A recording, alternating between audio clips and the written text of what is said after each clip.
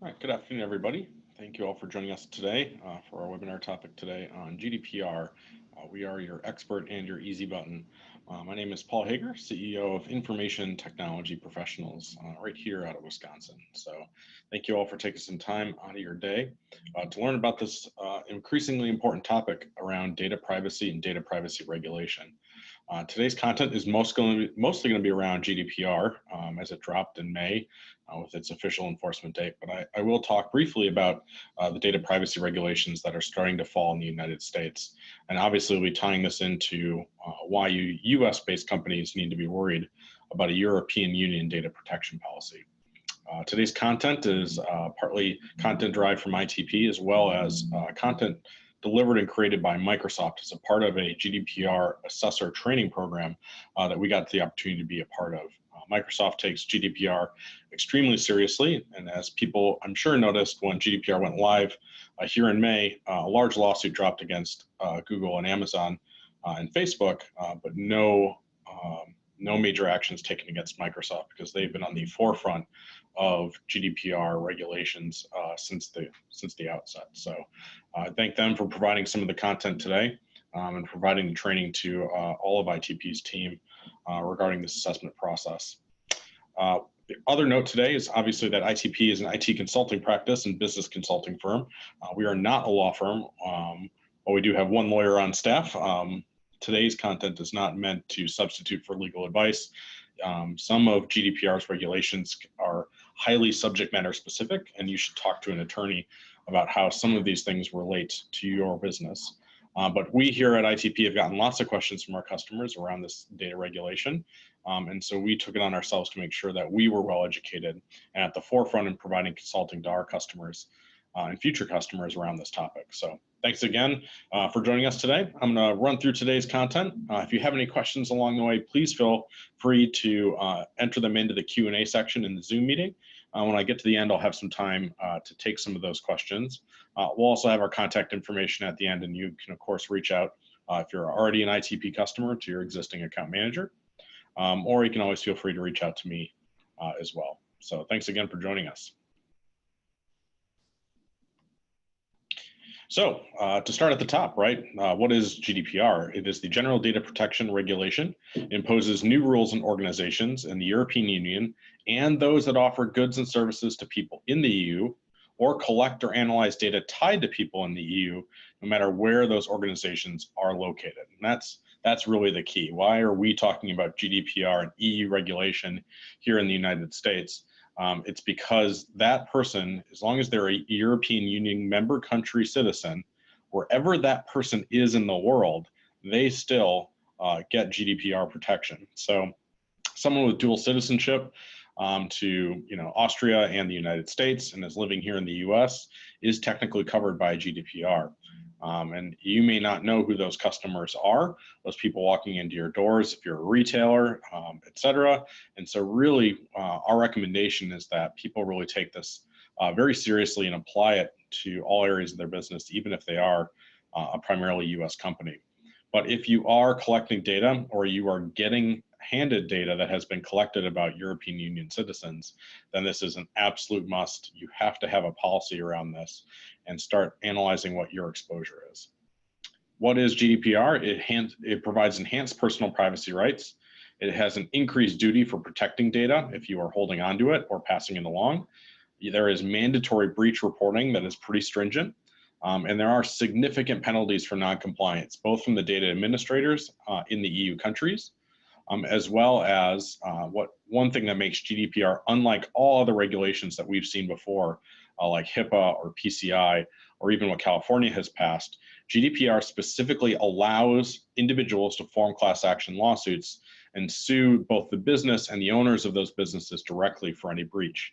And that's the teeth that really have people particularly nervous, is the ability to form a class action lawsuit really expands the scope.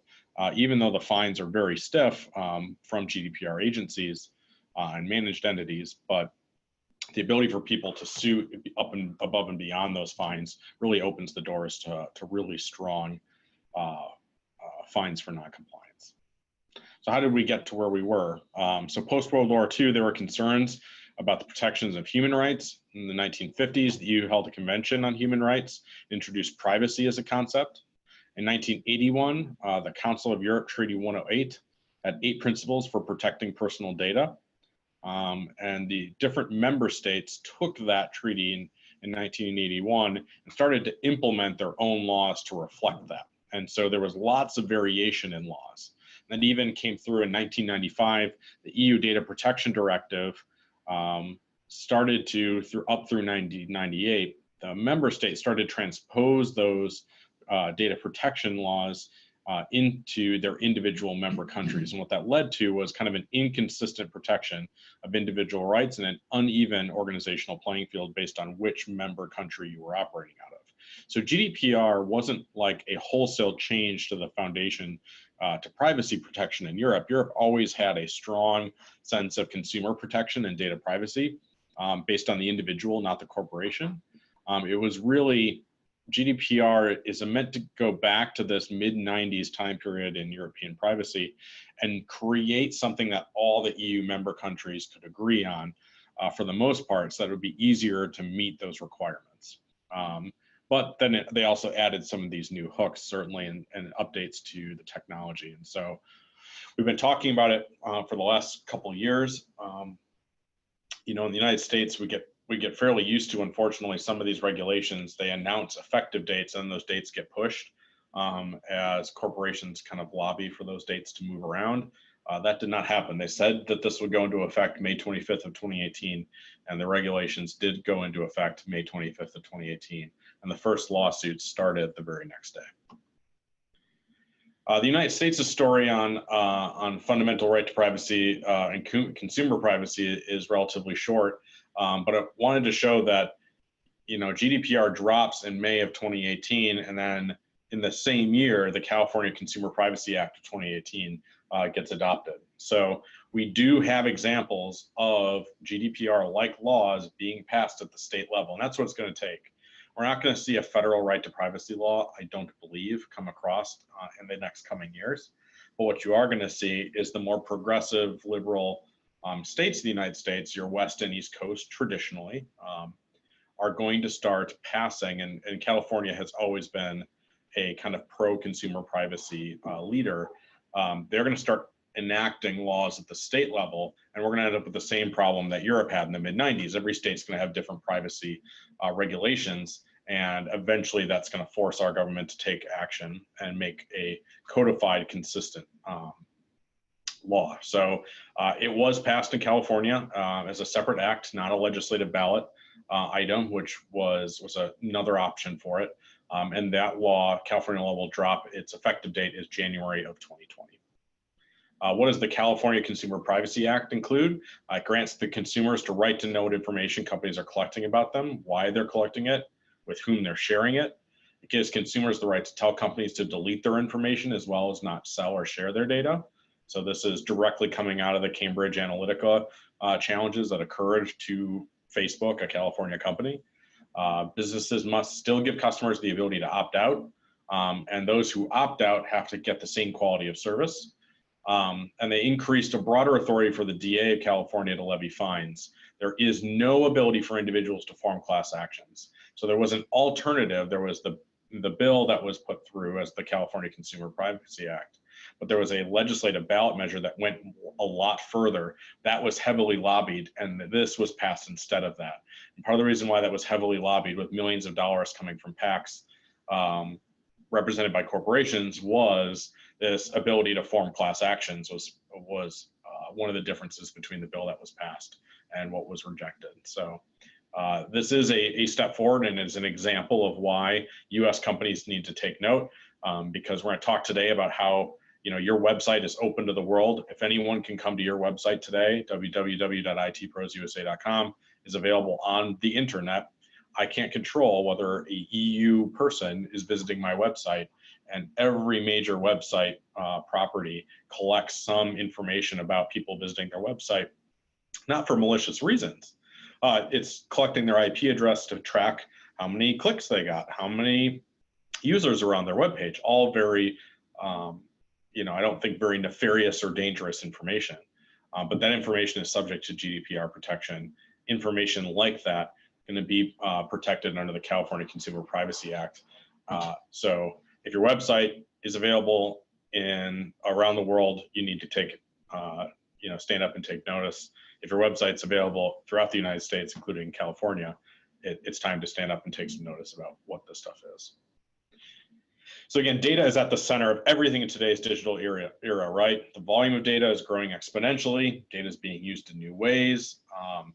Automation is kind of a new norm. You can't do marketing today without doing digital marketing involving automation.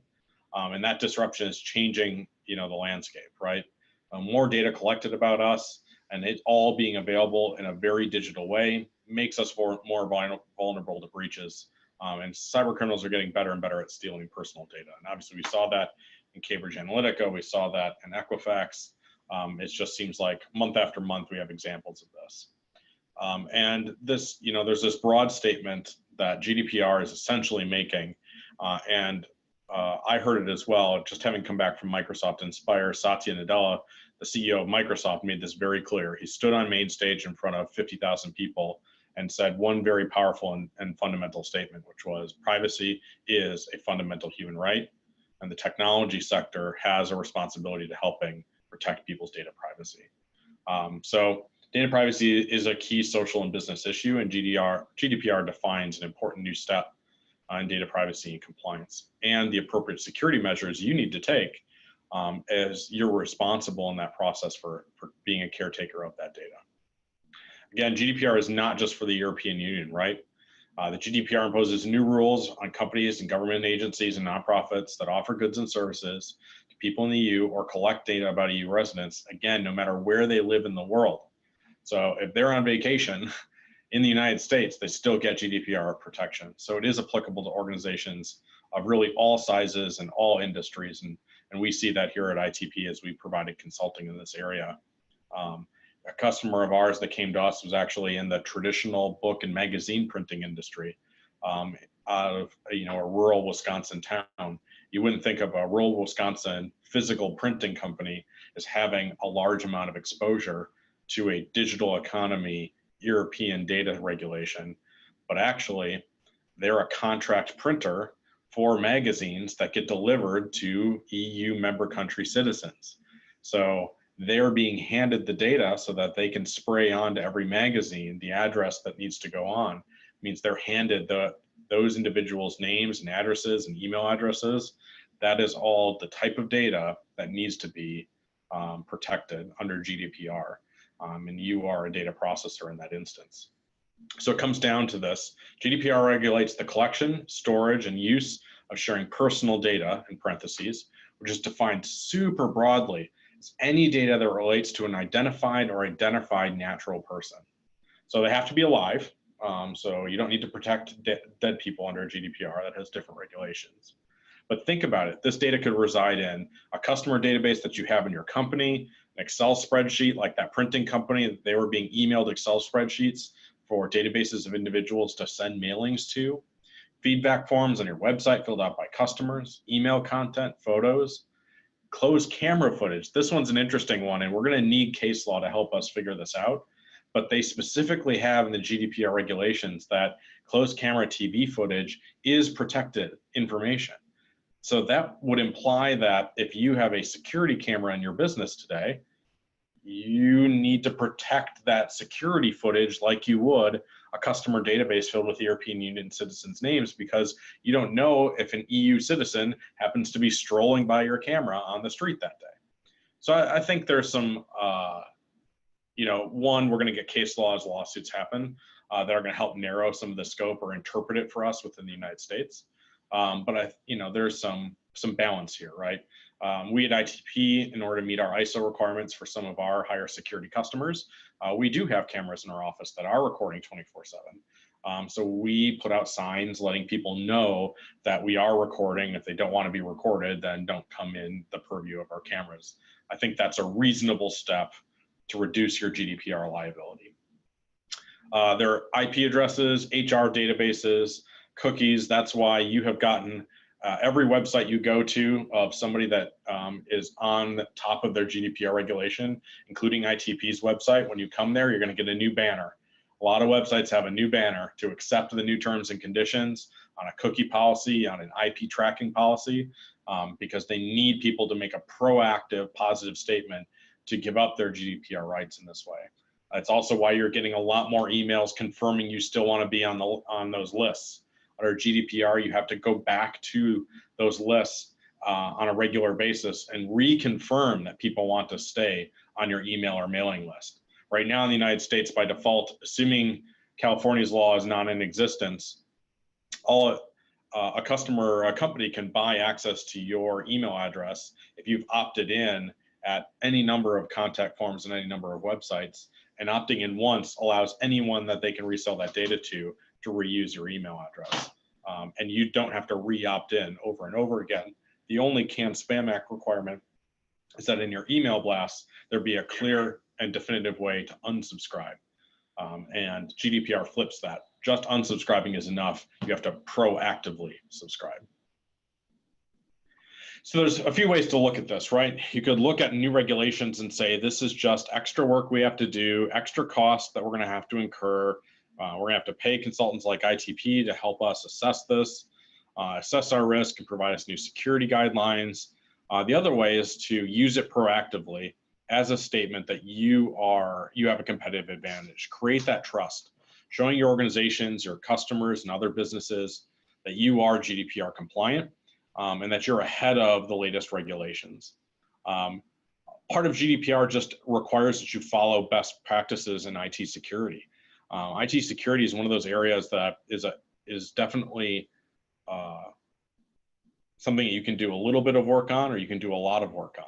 And the more that you are checking boxes off and meeting, NIST compliance, PCI compliance, HIPAA compliance, GDPR compliance, you're giving your business positive stamps, positive check boxes to tell your customers and prospective customers that you are trusted and that your stuff is together when it comes to IT and IT security.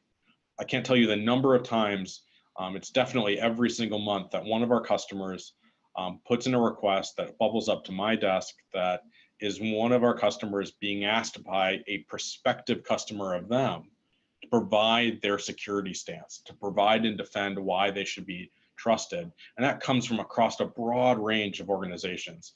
Law firms that are taking on new banks or new types of organizations to that law firm as a client are going to be asked to produce and prove their security is checked off. Our customers coming to us applying for cyber insurance and want to decrease their cyber insurance rates. Those cyber insurance people are going to come to them and ask for proof that they're taking proactive steps in IT security along that IT security spectrum. So we hear this month after month, week after week, and you should use this as a lever to say how good you are, and really empower your employees, because your employees are always part of the challenge when it comes to IT security. By giving them clear roles, responsibilities, giving them education, giving them content like this so that they know what part they play in your compliance as a whole. So what are the foundations of GDPR under the hood? First of all, there are these three roles: a data controller, a data processor, and a data subject. And we'll dive into each of those. And there's kind of key concepts around processing of data and what is specifically personal data. It has these two pillars: principles and rights and obligations. Under the hood, it's 260 plus pages of regulations across 99 articles. And it includes the enforcement language necessary to implement the regulation. We're going to break down each of these roles and concepts in the course of this webinar. But that's what it is. I'm trying to distill 260 pages plus of content into under an hour. GDPR, when we went through our training, was a lot longer than that, and takes many days to get up to speed. And that's why a lot of organizations have had GDPR compliance teams. But perhaps for a lot of our customers, until it hit and it hit a bunch of press, is maybe you first heard about it or first knew that it was something that might apply to you here in the US, and now you're seeking help, and that's why we're here. So let's talk about these roles a little bit. A data subject is an identified or identifiable living natural person. So that's who we're trying to protect. It's the EU citizens that we're trying to protect.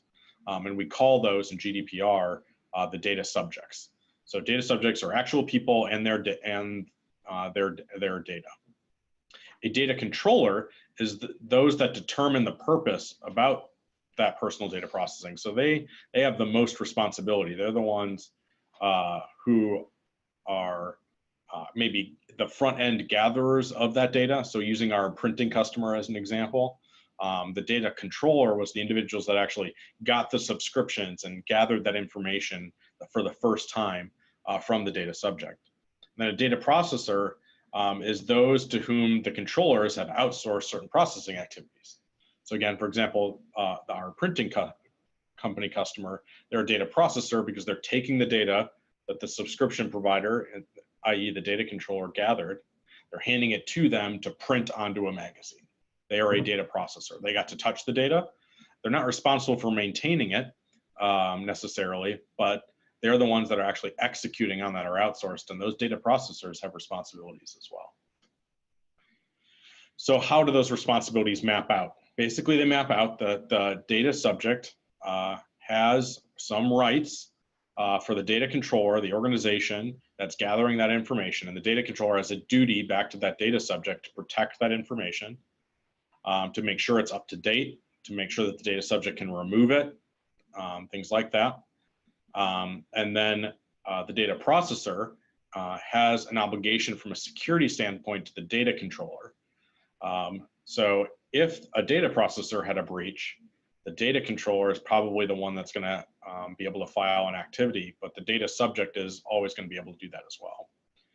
And the data processor, even if you touch the data for a certain amount of time, you had the email list with names and email addresses of people that were in Europe, and you have a breach, you still have an obligation to disclose and inform data subjects in a timely manner. And used to be like PCI, we give people so much time, as you saw in Home Depot and Target, before they have to actually come forward. There has to be a specific reason why you're not coming forward in 24 hours under GDPR. So it's a vastly different time frame. And when you think you might have a breach, you have to come forward to the data controller, even as a processor. So then there are principles. We're talking about all the facets that were a part of GDPR. If we go back to this previous slide, there are pillars of principles and rights and obligations, and we're going to go through each of those as well. So personal data shall be processed lawfully and fairly in a transparent manner. It needs to be collected for a specific and explicit and legitimate purpose.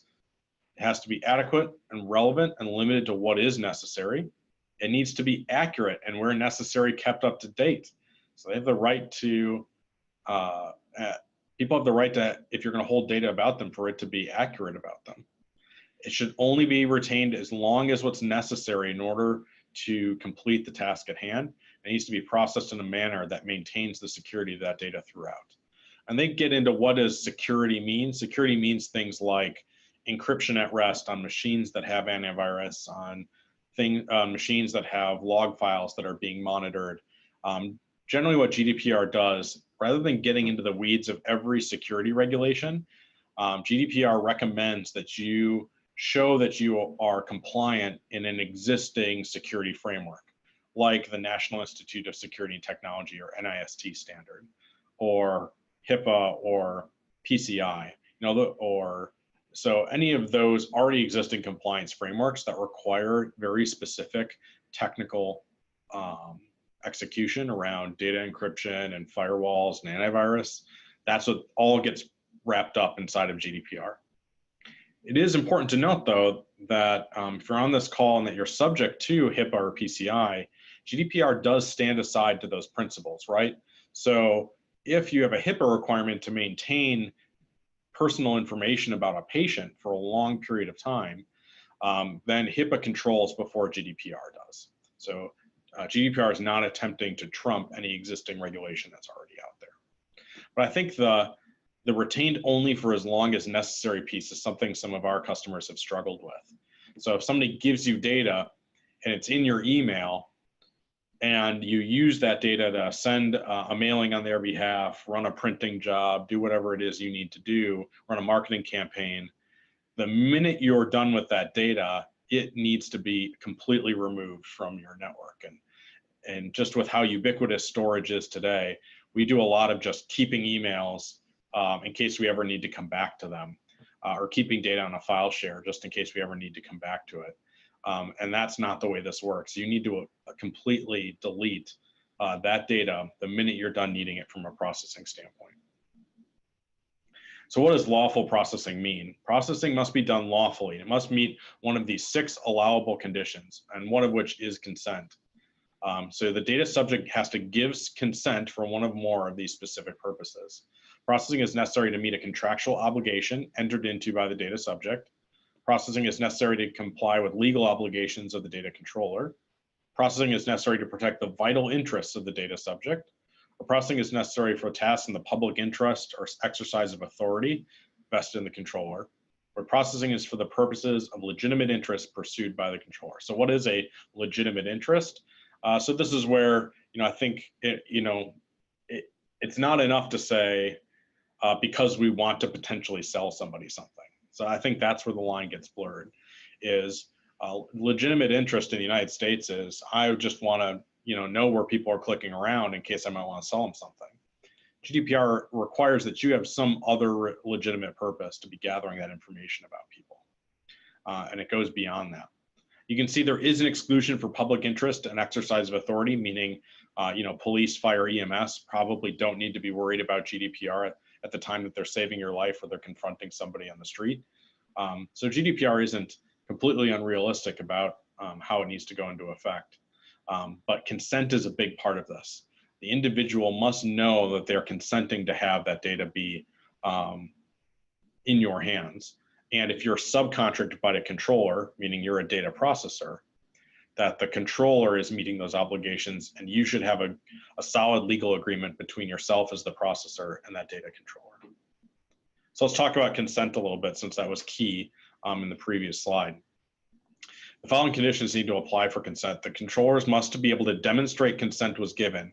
Written consent must be clear, intelligible, and easily accessible, and otherwise not binding. Consent can be withdrawn at any time, and it must be easy to withdraw consent as it is to give it. Consent to processing data is not necessary for the performance of a contract. Ticking a box or choosing appropriate technical settings may still be valid, but greatly depend on the context and overall scenario. So this is where it's interesting. I think most people, they come to a website, they see a banner, check this box saying, I accept. For the most part, people are treating that as affirmative enough for GDPR in the form of consent for like IP address tracking information on your website or cookies.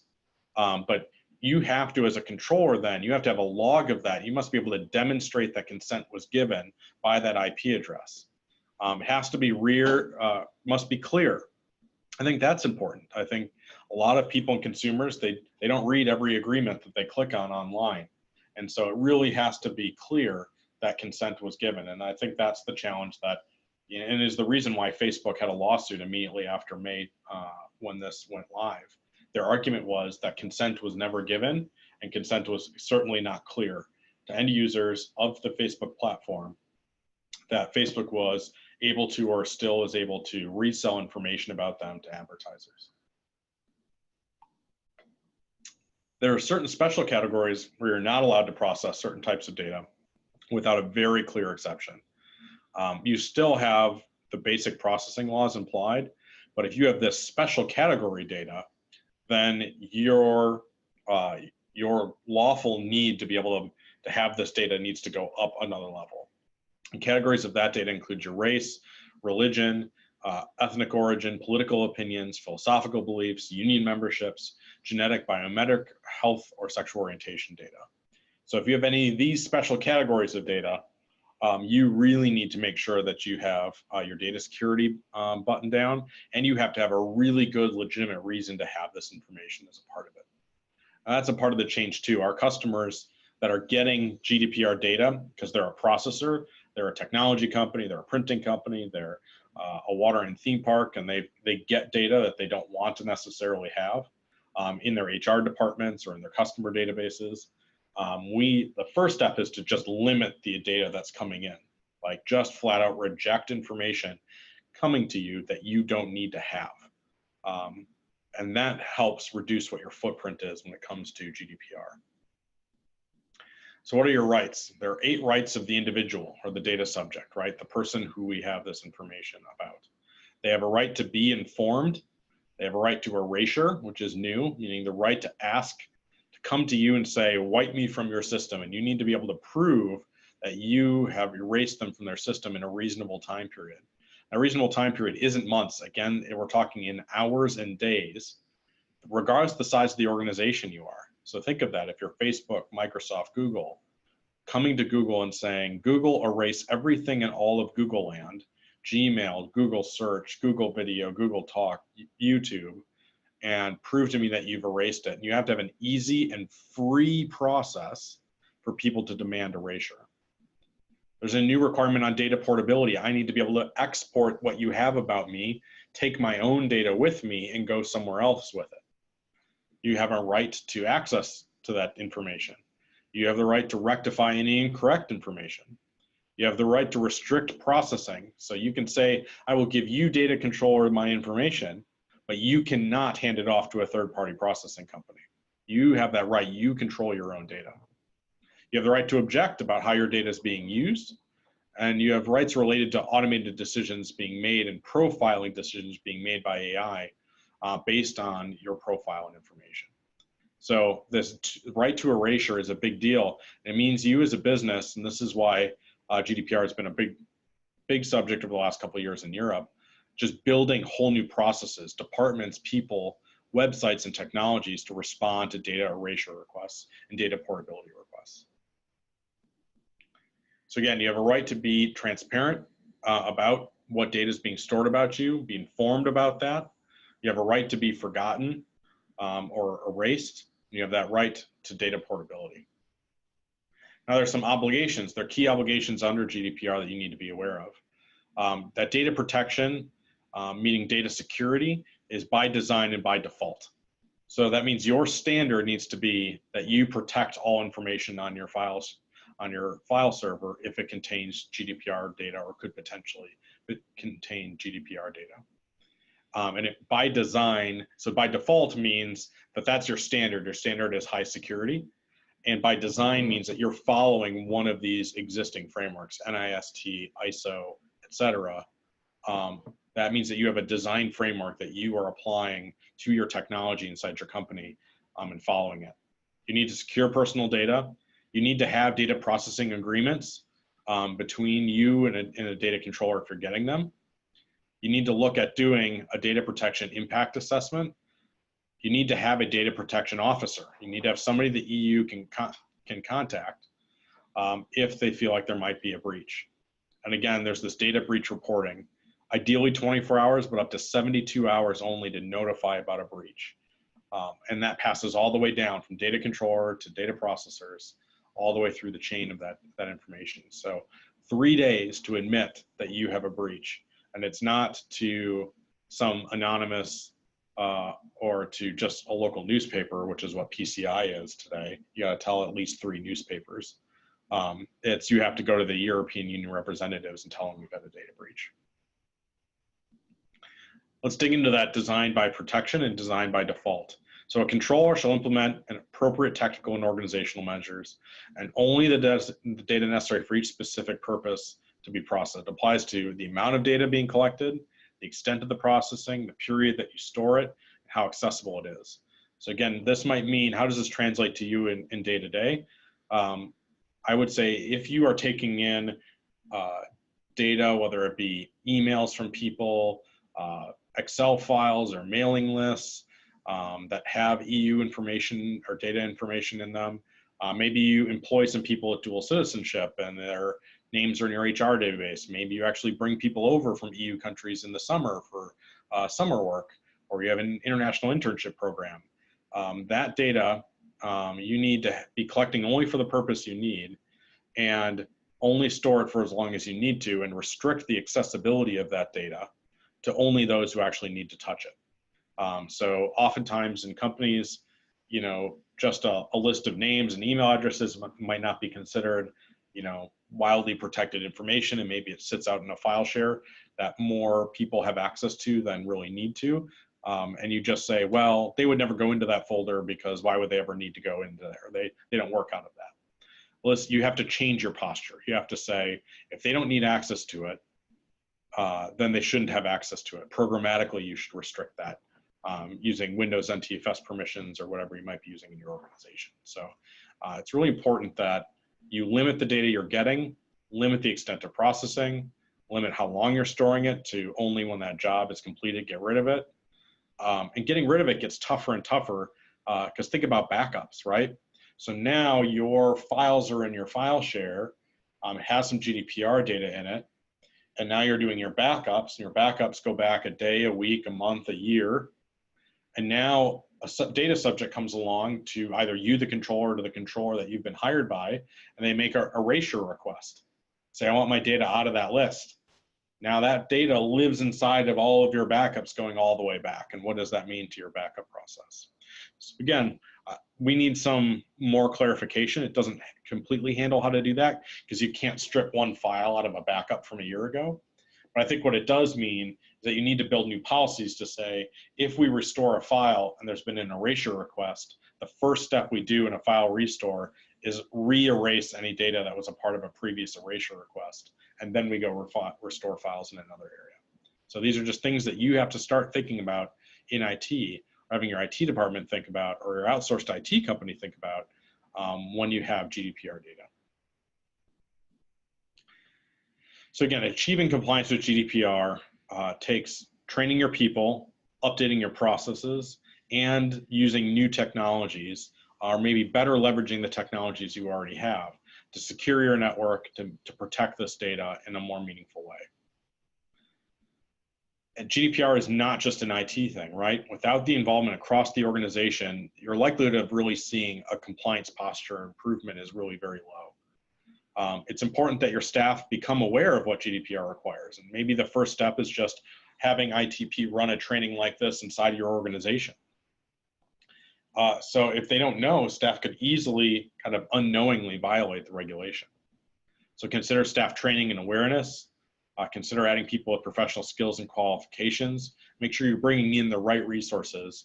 Organizations like ITP or your law firm that has had some GDPR training as well, so that everyone understands what GDPR means, what it requires, well, how serious it is. So if something comes across their desk that has protected information in it about data subjects, so they can act correctly. It's absolutely going to have a change in your process, right? Organizations have to ensure that data in their systems is being processed according to the principles of GDPR. You might need to revise or modify what your procedures are or how it's implemented or the security around it, right? So, you know, going back to some examples we've seen from customers, we've had some of our customers who have said, well, you know, we get our lists for them for our marketing campaigns, and they just email them over to us in Excel. Well, you can't do that. Excel, you know, email is not an encrypted form of communication. We said you need to update your process to either have them upload it via a secure portal that's protected by HTTPS, or we need to implement a secure email or encrypted email conversation between your server and theirs, so that we're making sure that that data covered by GDPR is encrypted all the way along the way. So think about what your best practices need to be and what governance frameworks and management systems you need to put in place. Think about your process today and where you store data and how you store it, and identify what data is covered by GDPR. Then think about what processes touch that data and think about how you might need to update those. There's certainly an impact on your technology, right? Technology needs to support and enable your compliance.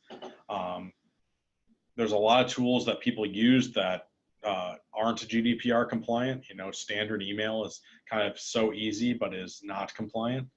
There are ways to kind of ease this process. And Microsoft and Microsoft Office 365, using that as your email platform that has built-in governance tools and GDPR compliance tools, can help you with that. In case the data subject comes and makes a erasure request, you can use the Office 365 GDPR tool to go find that data inside all your emails across your company and produce a report proving that you've removed that data from your system. So what technology you use, how you leverage it, definitely makes a difference in how you're able to meet these regulations.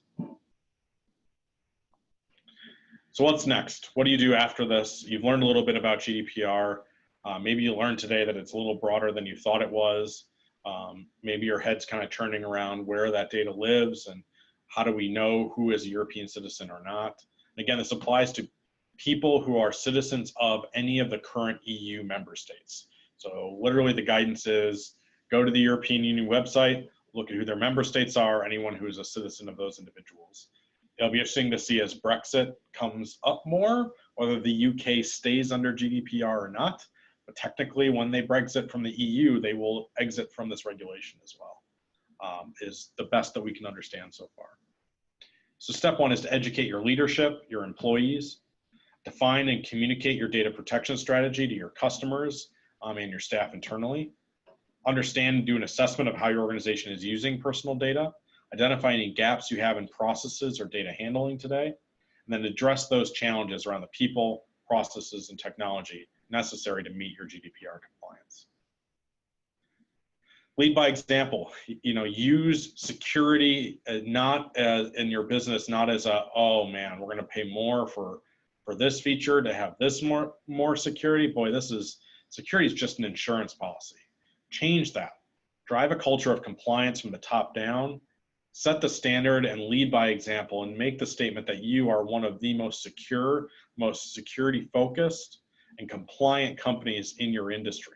It doesn't matter whether you're a law firm or a printing company or a retailer. Lead by showing that you are a leader. You can see that Microsoft, by taking the forefront in GDPR, is no small way a part of why their stock is climbing. They're not subject to major lawsuits, because they have set the standard around GDPR and made it very clear. Be an industry leader and show that commitment to your customers. Even if they aren't EU citizens, choosing to show your commitment to data privacy, I think is a compelling reason why people might use one service over another. When Mark Zuckerberg had to go in front of the Senate hearings, he did make the statement that because of GDPR, they were making their commitment to exportability and data erasure a part of the Facebook platform, and they're committed to that. And they said that they didn't roll that out just for Europe. They're rolling that out in Europe and the United States, even though they weren't required to, as a commitment to you, our customer of Facebook. So you can see companies using compliance as a lever for why that they are better than your competitors. So we're here to help, right? We do have a flat rate assessment and readiness assessment that we can do around GDPR for your organization, where we help you find GDPR data in your organization. We help you wrap some what your current readiness state is for handling that. ITP can deliver training sessions either remotely in a webinar format like this, either with canned content or customized content to you. We're also happy to come on site and do training sessions to raise that staff awareness, not only about GDPR, but about IT security in general are always things that ITP staff look forward to doing as paid engagements. We certainly have technical consulting. We are well armed and have the tools and can help you leverage any existing tools you maybe already have in place. Maybe you're already on Office 365, but just aren't aware of the compliance dashboard tool that's a part of Office 365, and we can help train you on that or help execute with that. And then we are an IT security company. We can help you with IT security assessments, and NIST assessment, and ISO assessment. We can help you with meeting those policy requirements. We can provide suggestions for what type of data protection policies you should put in place. We have examples of those policies that we have used, and we can help recommend and connect you with law firms that have specialization in these compliance areas to help be that last mile. When it comes to the policy writing and agreement writing between you and your customers. The other thing I'll just add here is it's really important to just be aware, just because maybe you use an outsourced HR company, maybe you used an outsourced HR service that stores data about your employees and they might be EU citizens, just because somebody handed you a GDPR policy doesn't mean that that policy wasn't one-sided to protect them, the data controller or data processor. Again, figure out from this talk today, whether you're a controller or a data processor and who you interact with and who you're subcontracting to. Make sure that those agreements are really well handled. And then talk to us. If you're an existing customer of ITP, reach out to your account manager or myself, and we'll be able to help guide you on whether GDPR is a big risk for your organization or what other steps that you could take to further secure your network. All of our customers want to avoid viruses and malware and data breaches. We see that of data breaches that occur, over 38% of those occur in small businesses. And of those that have a major data breach in a small business, over 65% of those companies go out of business within a year. So a data breach is like having your building burned down in a lot of ways. And IT security is a continuum that you can be spending a little bit of money on to protect yourself a little bit, or you can be taking steps and investing more, not only as an insurance policy, but as a forward-looking thing that can define why your business is a better business to work with. That's where we need to be shifting the discussion to, not what is the minimum required to hopefully not get a virus, because you're going to get one someday, into how do we become a best-in-class leader in our field by having our IT security 100% or as near 100% lockdown as we can. ITP has a great suite of offerings in this space. So thanks everybody for joining today. If there are any questions that have been submitted, or if you want to take 30 seconds now and think of any questions that I can answer for you, go ahead and open up the Q&A portion and submit a question now.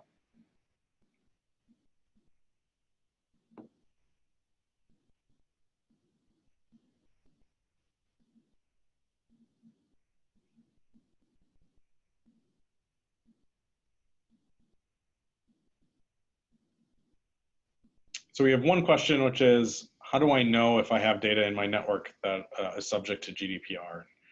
Which is a really important question on here. I would say that, again, if you don't know off the top of your head whether your HR data or client database data has European Union citizens information in it, that's what you need to open up some of those and look and confirm. Otherwise, it's a great reason to maybe reach out to us to do a GDPR readiness assessment, because we're going to have that very specific deep dive questionnaire and dive into your network to help you analyze what your risk surface is here and things like that. We have a question about the recording. Yep, we record all of our webinars, which is great. This one has been recording the whole time, so we will absolutely post this and send it out to everybody. Steve, I assume we can send this out to everybody. Steve's with me, he's helping running this in marketing. He's nodding, so that means we will send this out to anybody who registered for this, and feel free. We encourage you to pass it on to other people. This is free content that we're providing that's hopefully valuable to folks. We have another question that came in. If you use Google Analytics on your website, are you subject to GDPR? And that answer is yes. Google Analytics is collecting IP address information, and IP addresses is a protected class of information about a data subject. And so basically, if you have a website that is not shut down to Europe, you are probably doing some form of information collecting that at least you need to put a proactive banner up on your website, letting people know you're gathering that. So Google Analytics is an important platform for any marketer. Our marketing department would not function without having that kind of analytic data. We're not turning that off here at ITP or asking our customers to. It just means that you need to go to your web developer and say, hey, in WordPress or Joomla or whatever CMS content platform you're using in your website, we need to find a way to add a banner that acknowledges to people that we might be using cookies or might be tracking IP addresses.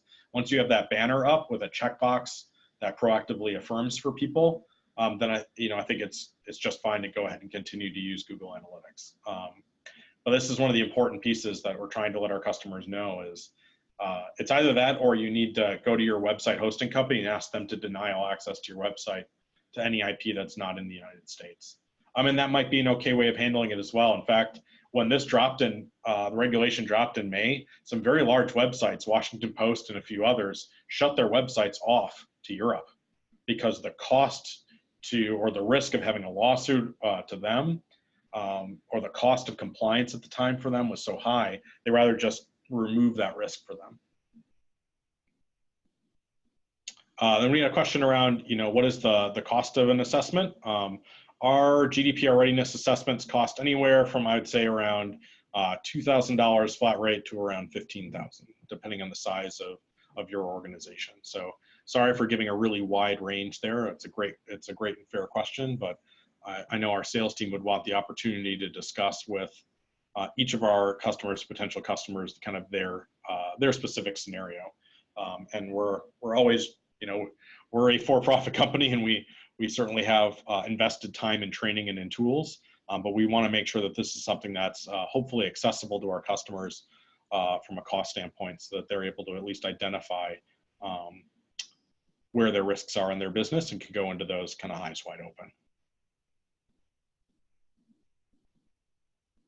Well, great. Thank you for all of those really fantastic questions here at the end. It shows that everyone stayed awake throughout, which I appreciate.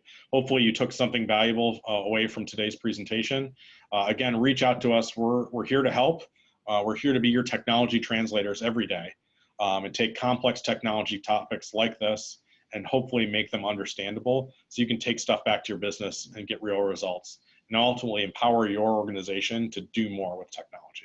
So thanks again, and please reach out if you need any other help. Have a great week and have a great day.